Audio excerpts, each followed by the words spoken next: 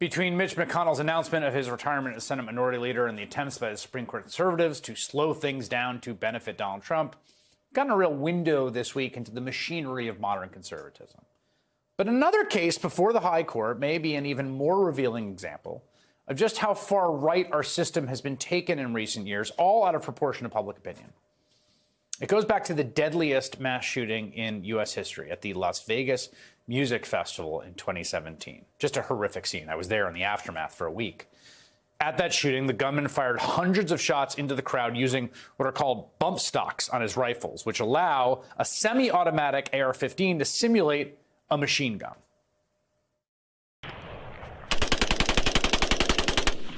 Okay. That was faster than I expected. Following that horrific shooting using that tool, a shooting that left 60 people dead and more than 400 injured. Remember, he was camped out in the window just shooting down on people for a very long time. Multiple polls showed that more than, wait for it, 80% of Americans wanted bump stocks banned. Numbers so overwhelming that Donald Trump took action. Donald Trump directing the ATF to classify them as machine guns. Imagine a shooting device so horrifying, the Trump administration wanted it banned. You know who doesn't? Well, the pro-gun right, which sued the ATF over its Trump-era ruling with legal aid from a group, of course, bankrolled in part by one of the Koch brothers. The case made its way to the Supreme Court, and the oral arguments this week suggested most of the conservative justices are ready to overturn the ban. Again, the ban that 80% of Americans and Donald Trump wanted in the aftermath of a truly horrific shooting. Why? Because, as Slate's Mark Joseph Stern writes, this particular ban sits at the intersection of two obsessions on a legal right: demolishing gun safety legislation and dismantling the administrative state. So once again, here's the Supreme Court considering a wildly unpopular action, right? Because it furthers far-right aims. But they don't have to worry. They're there for decades, wielding minority power as the full vision of modern conservatism. And Kate Coppins is a staff writer at The Atlantic and the author of Romney: A Reckoning. He's also our newest MSNBC political contributor, which I'm very happy about, and he joins me now. McKay, it's great to have you. Hey, thanks for having me, Chris. So I think this bump stock thing is it's so perfect because I think it shows why Mitch McConnell went to the lengths he went to keep that seat open when Scalia died and to rush through Amy Coney Barrett. Why Donald Trump won in 2016 as that seat was open. Why he is sort of delivered for conservatives in a way no other president had, and why fundamentally the court now is truly the cornerstone of what modern conservatism is. As someone who's been covering the conservative movement for over a decade, what do you think?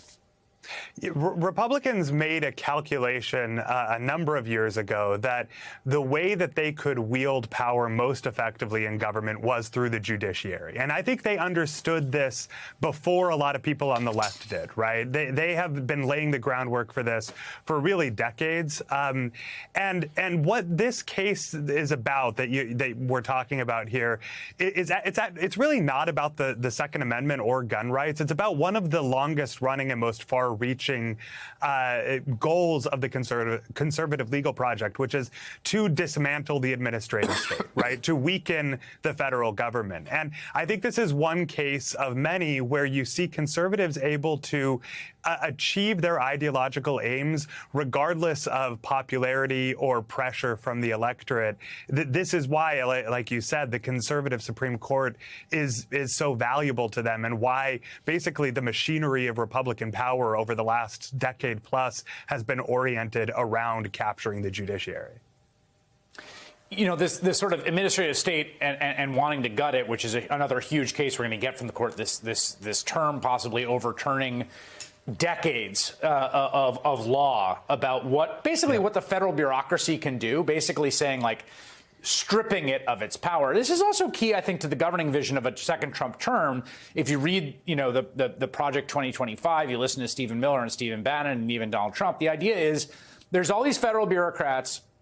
We're going to get rid of them, or we're just going to hire people that like a corrupt, urban machine, like the Daily Machine, literally, right? Right. And everybody just does what we tell them to do, and that's how we're going to go and try to deport 8 to 10 million people.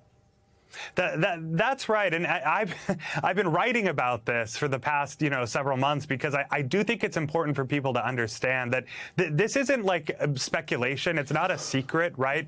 The Trump administration, the future Trump administration, Donald Trump and his allies have made very clear what they want to do when they take power back, and that is to effectively replace civil servants with political loyalists. I mean, you said it's like a corrupt party machine. I don't even think they would dispute that. They might quibble with the word corrupt, but they literally want to. I talked to Paul Dans, who runs this project at the Heritage Foundation, Project 2025, and he literally said this is a top-to-bottom renovation of the federal government that we want to undertake.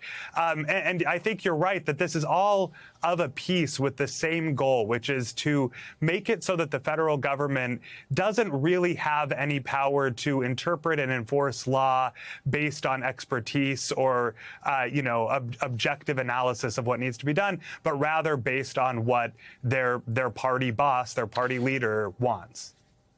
Yeah, and when you come back around to what the checks are on that, you end up back at the court. And I've been thinking about this a lot when you compare the first term to the second term, which is the federal courts did do some, not all, but some restraining of Trump in that first term. But it wasn't the 6-3 court. It wasn't the Dobbs court. It wasn't this court. And you got to imagine, and I wonder if you think the same, that there would be a lot more leeway for a second Trump term on that score than there was in the first. So this is something I've been wondering about a lot, frankly, because I think that we have gotten used to the idea that the judiciary will save us, right? We still have the courts. And what I would say is that I've actually done some reporting on the inner workings, the internal politics of the Supreme Court. And what I found is that these justices, for the most part, at least several of the conservative justices, they're not loyal to Trump. They're not enthralled to Donald Trump as a personality. In fact, several of them don't like him. But what they are committed to is this broader ideological project. And to the extent that the Trump administration is doing things that are outside of precedent to advance that project, I don't see any reason to believe that the courts will put a check on that. Yeah, I think that's correct and astute. McKay Coppins, thanks so much. Great to have you on board. Thank you. If it makes you feel any better, I have already put evac on alert. He's ready to go if it comes to that. General, I can assure him. Hey, General, let me into the war room to see you, so I had to hack my way onto this frequency. This better be critical, Willie. Sir, come on, what is it not, please? Okay, couple of things. I'm running low on the dough. I was thinking about taking a couple of months sick leave, maybe starting today. And, oh yeah. I intercepted a transmission from Megatron. Then send it through. Yes, sir, right away, sir. And so I was so damn good on me, let us know. This is your last warning, insects. Relinquish what remains of the Allspark. So who's the insect? You? What? Who's the insect? Protect you. They were defeated on our world, and we will defeat them here. This was just a diversion. Security, please bring up. Rabbit, she's already inside. Deeds! Give me an update on that reserve. Boss readiness. What was his name? What was it? Evac, sir. Right, evac.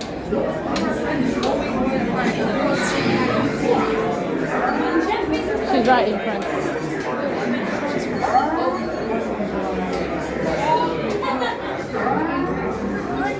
We're facing a heavy sustained attack. They appear to be after the Allspark. General! General! Need to evac immediately. Evac everything. Hold on. National security advisory. Stay down. Check it out. The failed the mission operations. The amateurs for a suicide mission.